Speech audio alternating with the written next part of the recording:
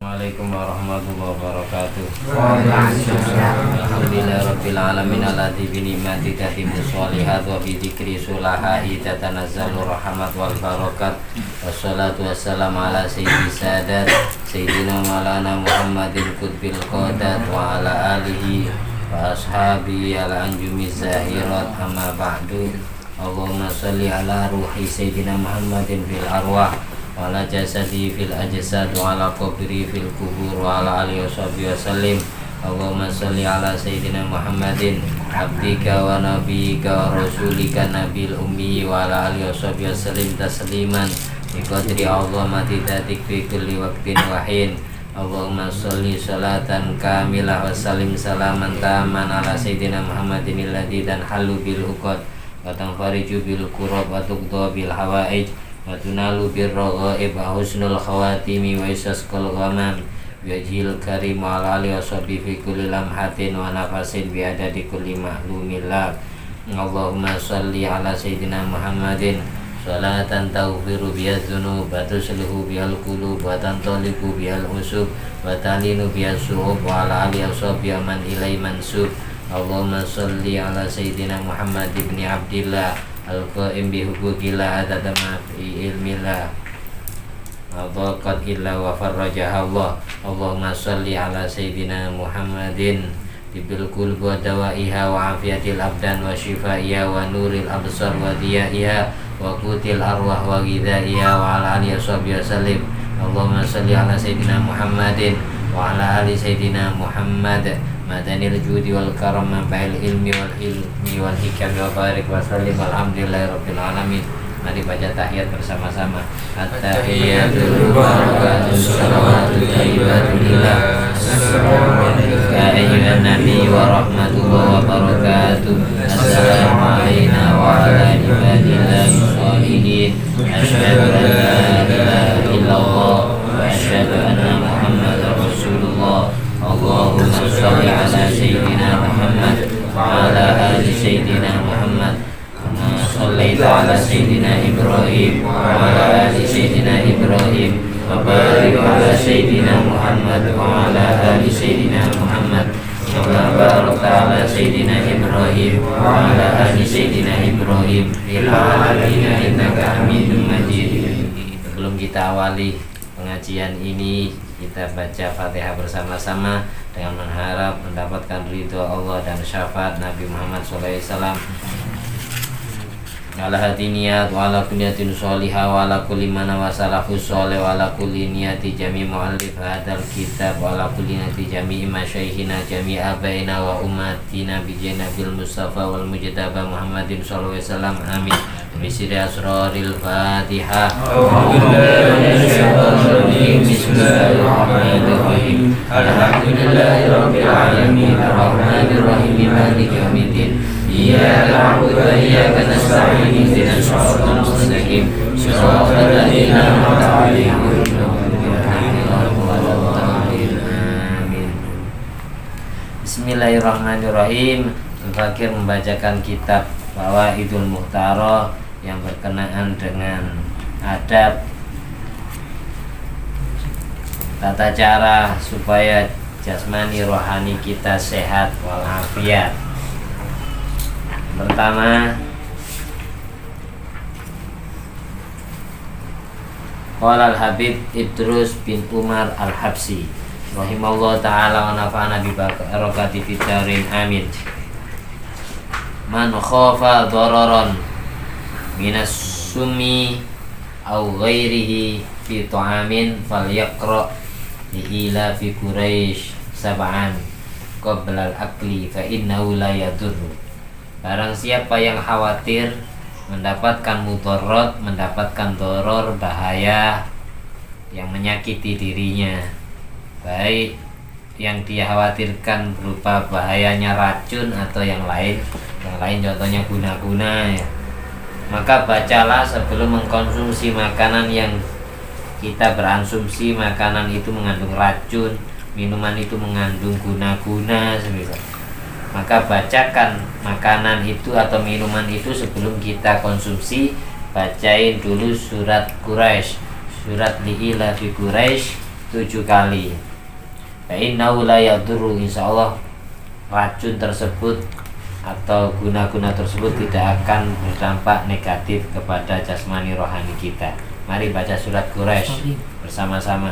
A'udzubillahi minasyaitonirrajim.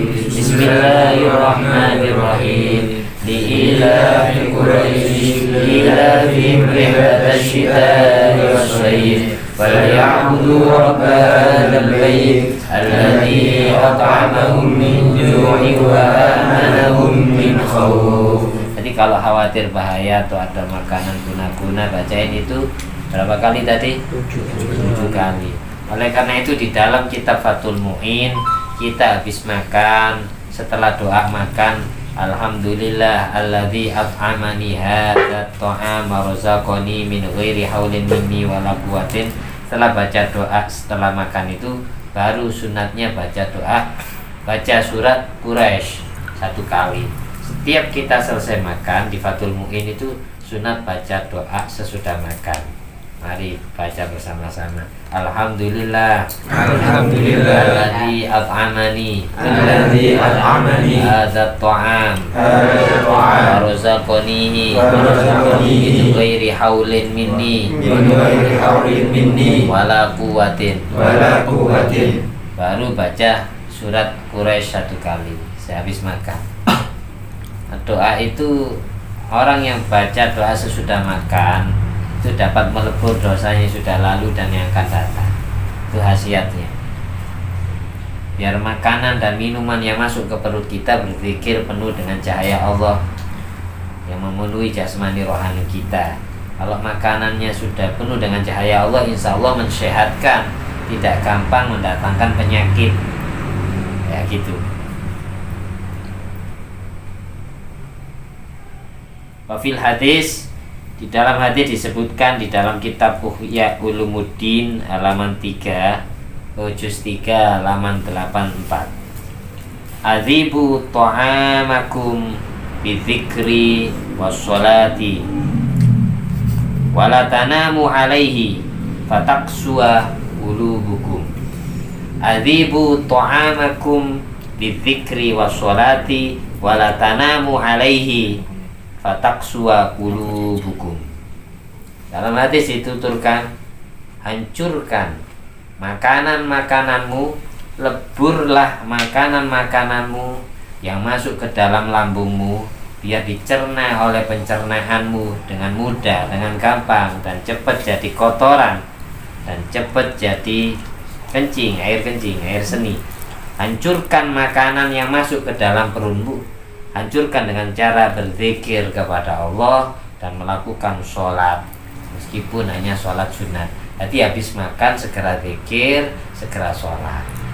Di antara zikir sesudah makan tadi, doa sesudah makan dan baca li'ilafi Quraisy. Falyabudu rabb hadzal bait, sembahlah Tuhannya Ka'bah Baitullah, alladzi at'amahum min ju', yang bisa mengenyangkan perutmu dari lapar, wa amanahum min khauf, yang bisa mengamankan dirimu dari bahaya, dari rasa khawatir. Makanya kalau takut diracun, ya bacain itu dulu biar racunnya ndak mujarab, ndak berfungsi.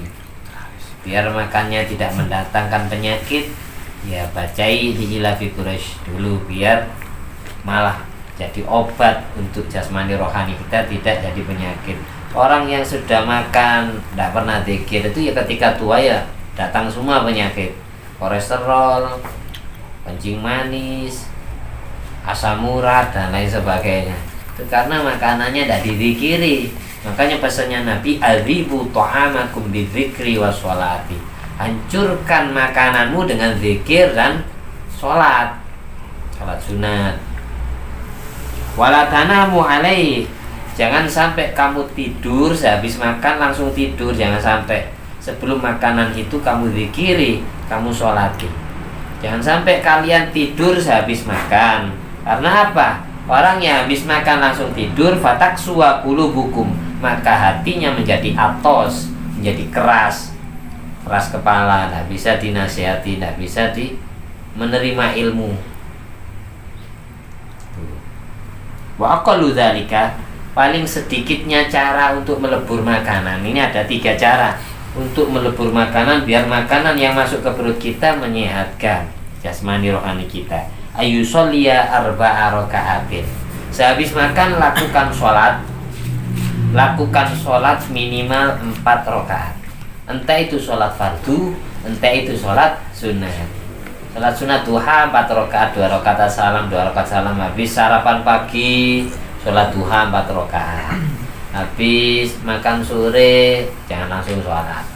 Makan sore ya langsung sholatnya asar, karena tidak ada sholat sunat ba'diyah asar. Habis makan malam maghrib, ya sholat ba'diyah maghrib dan sholat sunat awwabin. Habis isya, makannya habis sholat isya semisal. Makan malam langsung habis makan melakukan sholat sunat ba'diyah isya atau sholat sunat witir. Pokok hancurkan makananmu dengan zikir dan sholat. Minimal sholat yang bisa menghancurkan makanan adalah 4 rakaat. Itu yang pertama. Cara melebur makanan biar gampang dicerna, dihancurkan oleh pencernaan lambung kita. Yang pertama adalah melakukan sholat 4 rakaat sehabis makan. Yang kedua, au yusabbiha mi'ata tasbihatin, atau bacalah tasbih 100 kali. Mari baca tasbih bersama-sama. Subhanallah walhamdulillah wa la ilaha illallah wallahu akbar wa la hawla wa la quwwata illa billahil aliyyil azim. Subhanallah walhamdulillah wa la ilaha illallah wallahu akbar wa la hawla wa la quwwata illa billahil aliyyil azim. Subhanallah walhamdulillah wa la ilaha illallah wallahu akbar wala haula wala quwwata illa billahil aliyyil azim. Itu baca 100 kali. Kalau tidak bisa sholat 4 rakaat, maka pilihlah tasbih 100 kali. Ini suruh milih, tidak harus dilakoni semua. Kalau tidak bisa sholat 4 rakaat sehabis makan, maka sehabis makan bacalah tasbih berapa kali? 100 kali. Itu biar makanannya jadi obat, bukan jadi penyakit. Biar cepat jadi kotoran, keluar semua penyakitnya lewat kencing, lewat buang air besar.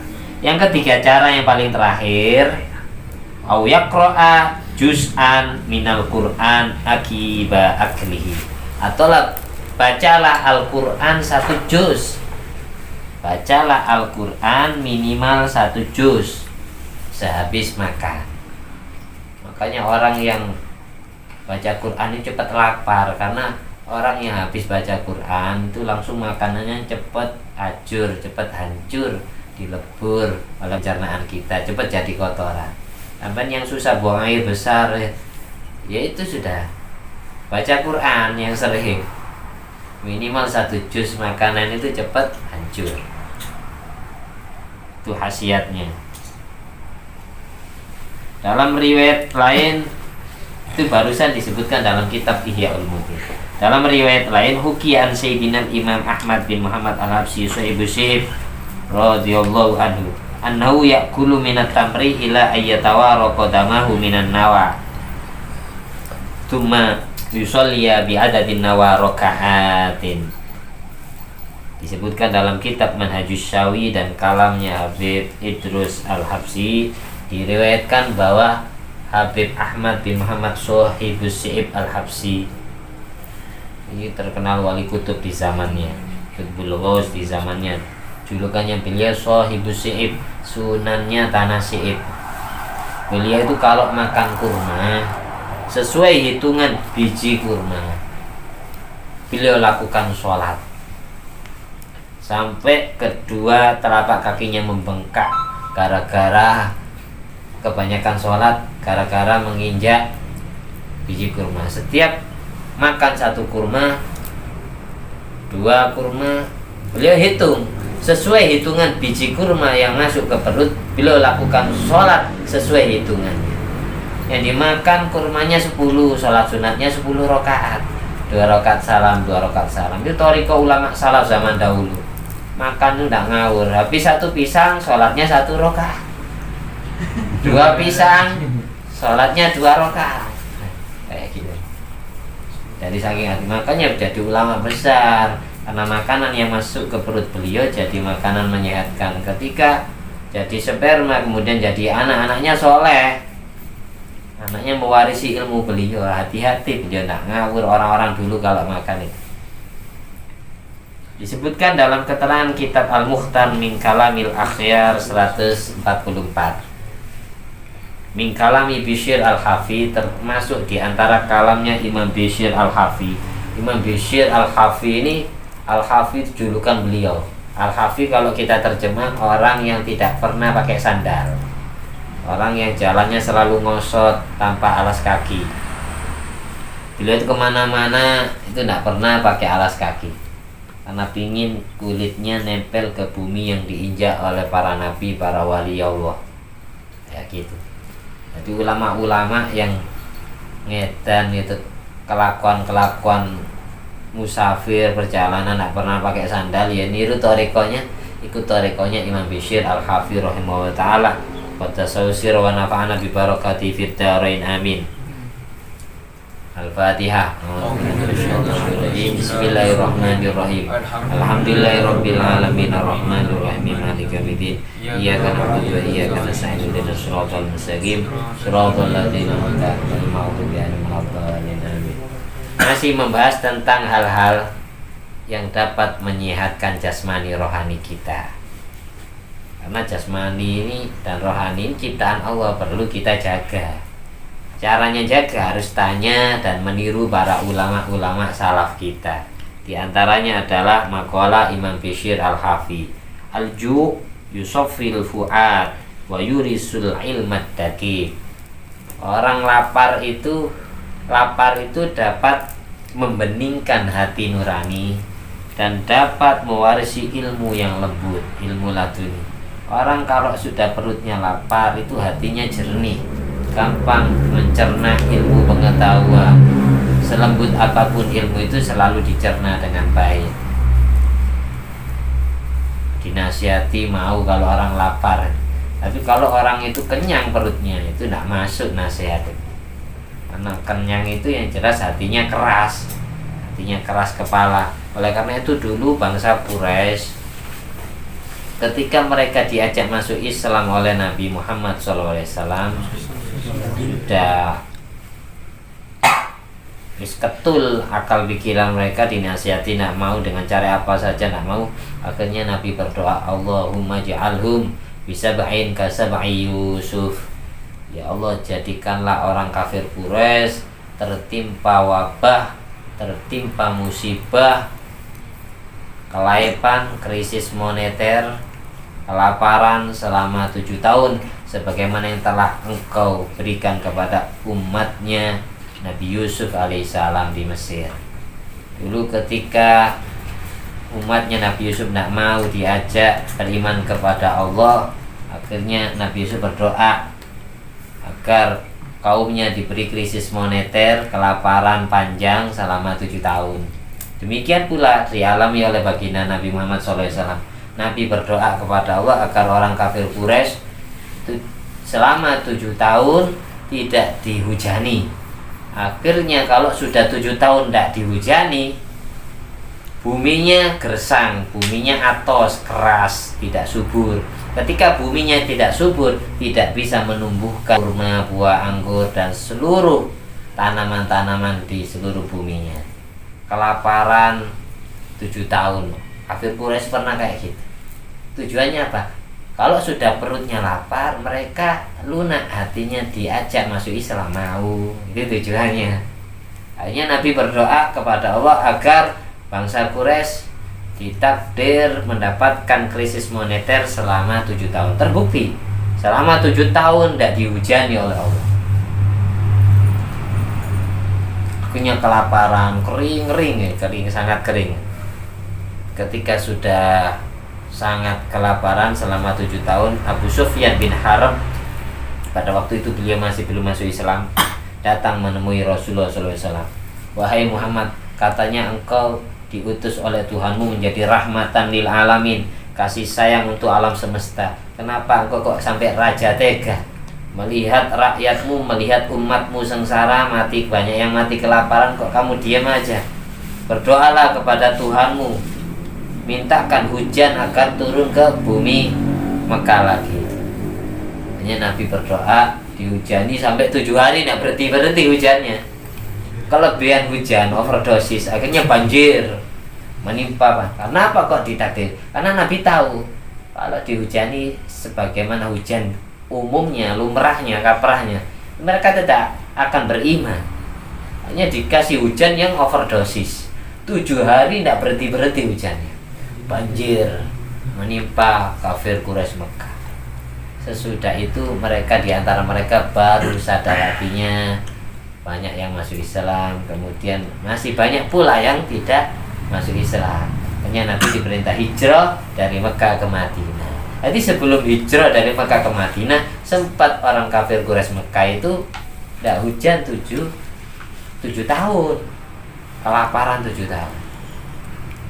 Baru dihujani 7 hari tidak berhenti, overdosis. Ketika overdosis, Abu Sufyan datang lagi, wahai Muhammad, suruh berhenti hujannya, doa lagi ke Tuhanmu. Ini kelebihan ini hujannya. 7 hari, bayangkan 7 hari, 24 jam kali 7, tidak berhenti hujannya. Ini banjir. Nah, gitu. Nah, lanjut. Kemudian qala ba'duhum, sebagian ulama berkata, kullu dawa'in yusibu wa yukhti illal masya 'alal qadamain. Semua obat itu ada yang mujarab dan ada yang tidak mujarab. Semua obat ada yang manjur, ada yang tidak manjur. Semua obat ada yang cepat menyembuhkan, ada yang tidak menyembuhkan. Ada yang lamban prosesnya. Kecuali jalan tanpa alas kaki dengan pakai kedua telapak kaki. Jadi di antara hal yang dapat menyehatkan badan kita ketika kita sering olahraga, jalan pakai kedua telapak kaki tanpa alas kaki. Jadi semua penyakit akan disedot oleh daya gravitasi bumi lewat telapak kaki kita. Kullu dawa'in yusib wa yukhti illal masya 'alal qadamain. Semua obat jur ada yang tidak. Semua obat ada yang mujarab, ada yang tidak, kecuali obat yang berupa olahraga jalan kaki tanpa alas kaki. Jadi di antara menyehatkan badan itu kolesterol dan lain sebagainya, penyakit urat saraf mulai kaki sampai ujung rambut itu bisa disedot oleh bumi penyakitnya. Kemudian qala ba'duhum al-hawa'un naqiyu nisful mu'alajah.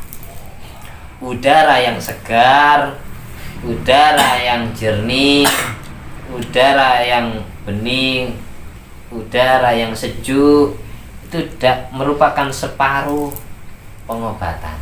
Jadi kalau kita penyakitan kayak paru-paru, asma dan lain sebagainya, semua penyakit itu separuh obat, separuh pengobatan adalah ketika kita menghirup udara segar.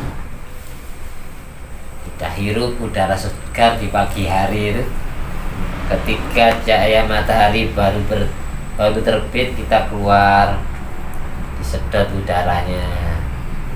Itu nanti penyakitnya ketika disedot pakai udara, disedot pakai hidung, dikeluarkan pakai mulut, keluar penyakit. Jadi al-hawa'un naqiyu nisful mu'alajah. Udara yang segar, menghirup udara segar adalah separuh dari pengobatan. Jadi pengobatannya 50% sudah kalau punya penyakit. Jadi menghirup udara segar. Makanya kalau pagi-pagi buka semua jendelanya, nguap di dalam, tidur, habis sholat subuh tidur, tidak keluar, menghirup udara segar. Penyakitan ya wajar, karena separuh pengobatan tidak dilakukan. Jadi menghirup udara segar itu termasuk bagian dari separuh pengobatan. Kemudian saya lanjut. Yuqalu inna habsal baul Disebutkan dalam kitab Ihya Ulumuddin juz 2 halaman 18. Inna habsal baul yufsidul jasad. Sesungguhnya menahan kencing itu dapat merusak jasad, dapat merusak jasmani. Orang yang senang menahan kencing yang seharusnya dikeluarkan tidak dikeluarkan, diempet, ditahan, itu dapat merusak organ tubuhnya, dapat mendatangkan penyakit. Orang yang menahan kencing yufsidul jasad, dapat merusak jasmani, kama yufsidun nahru ma haulahu, sebagaimana bengawan, sebagaimana air sungai, sebagaimana kali dapat merusak lingkungan yang berada di sekitarnya. Idza sudda majrahu, ketika aliran sungai itu disumbat, ketika aliran sungai itu ditutup. Sungai yang setiap detiknya mengalir, tiba-tiba kita sumbat alirannya. Yang jelas apa yang terjadi? Sungai setiap detiknya mengalir, lalu kita sumbat. Apa yang terjadi? Maka akan meluap airnya, ngeluber ke lingkungan sekitarnya, terjadilah banjir. Air kencing yang ditahan, makanya tadi si Misbah langsung keluar. Makanya nahan kencing itu, menahan kencing. Ketika air kencing, kita kebelet pipis, kebelet kencing, mau buang air kencing, kita empet, kita tahan-tahan. Air kencing yang ditahan maka akan ngeluber, merusak usus-usus kita, merusak lingkungan sekitar kelamin. Datanglah penyakit kencing batu, datanglah penyakit hernia, datanglah penyakit ginjal, datanglah penyakit ambeien, gara-gara sering ngempet kencing. Karena gara-gara sering ngempet kencing itu. Sama seperti sungai yang setiap detiknya mengalir, tiba-tiba disumpet, maka akan merusak lingkungan sekitarnya. Ketika kencing ditahan yang seharusnya dikeluarkan seketika itu juga, maka akan merusak usus-usus 12 jasa. Waqalu, ulama berkata, inna habsal baul yudhiful basar. Orang yang sering ngempet kencing dapat melemahkan penglihatan mata. Penglihatan matanya berkurang gara-gara sering nahan kencing. Itu dapat mengurangi cahaya mata. Walida, oleh karena itu, kanat al-ibil hadidatal basar. Oleh karena itu semua binatang unta itu tajam penglihatannya. Karena apa? Li'annaha la tahbisu baulaha, karena tidak ada satupun unta yang seneng ngempet kencing. Unta itu kebelet di sini ya langsung keluar di sini, kebelet di sana langsung keluar di sana, tidak bisa diganggu gugat, sehingga meruatkan para peternak unta. Kebelet di dalam rumah ya langsung cor itu unta. Makanya unta itu tajam penglihatan matanya, karena tidak ada satupun unta yang seneng ngempet kencing.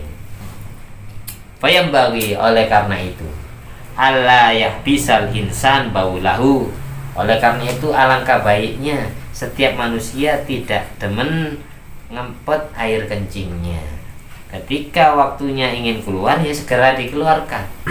Walau yuaddi ila fawati sholatil jamaah. Meskipun gara-gara kencing, gara-gara buang air kecil, dia ketinggalan kesempatan sholat berjamaah. Mending kita buang dulu, selesaikan dulu hajat kita, baru kita sholat. Meskipun nanti sholatnya sendiri. Karena orang sholat sambil ngempet air kencing atau ngempet tai, itu makruh hukumnya. Makruh hukumnya yang jelas, nggak mungkin khusyuk. Begini gerak-gerak gitu, nggak mungkin khusyuk. Meskipun kesempatan sholat jamaah habis gara-gara kita buang air kecil, lebih utama buang air kecil daripada sholat jamaah. Karena sholat jamaah dengan ngempet air kencing itu ya tidak mungkin khusyuk sholatnya, tidak mungkin sempurna pahalanya. Nah, gitu. Jadi jangan senang ngempet air kecil. Yang terakhir ini.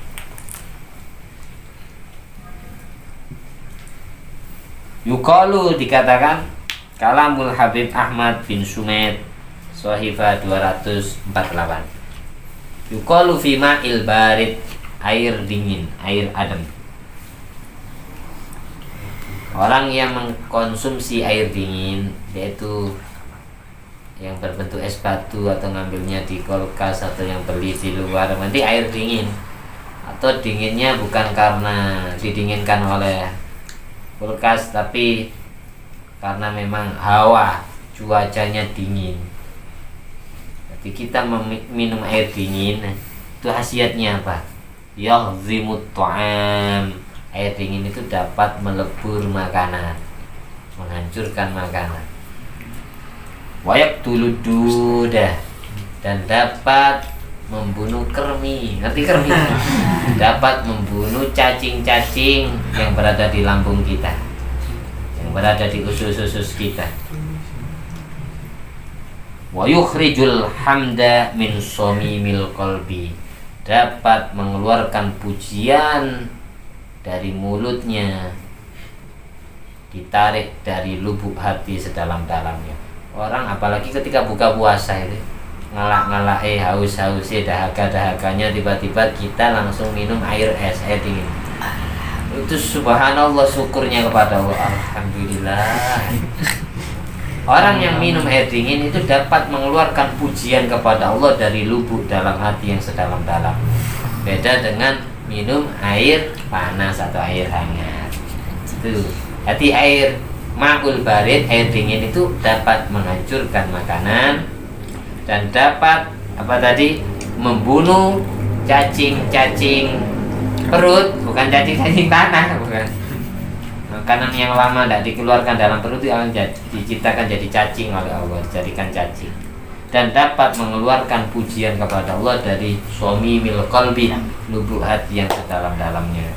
Semoga yang saya sampaikan ini bermanfaat untuk diri saya pribadi dan bermanfaat untuk yang menyaksikan pengajian ini. Fiddin wa dunya wal akhirah, ala hadi niyat wa ala kulliyatin sholihah wa ala kulli man salafus sholih bi janabil mustafa wal mujtaba Muhammadin sallallahu alaihi wasallam. Amin. Bisiri asraril Fatihah. A'udzubillahi minasyaitonir rajim. Bismillahirrahmanirrahim. Alhamdulillahirabbil alamin arrahmanir rahim maliki yaumiddin. Iyyaka na'budu wa iyyaka nasta'in ihdinas siratal mustaqim siratal ladzina an'amta 'alaihim ghairil maghdubi 'alaihim waladdallin. Amin. Alhamdulillah. Alhamdulillah. Alladzi at'amani hadzal ilma warzaqani ghairi haulin minni wala quwwatin. Allahumma sholli ala sayyidina Muhammadin wa ala ali sayyidina Muhammad bi fadli subhana rabbika rabbil izzati amma yasifun wa salamun alal mursalin walhamdulillahi rabbil alamin. Assalamualaikum warahmatullahi wabarakatuh. Waalaikumsalam warahmatullahi wabarakatuh.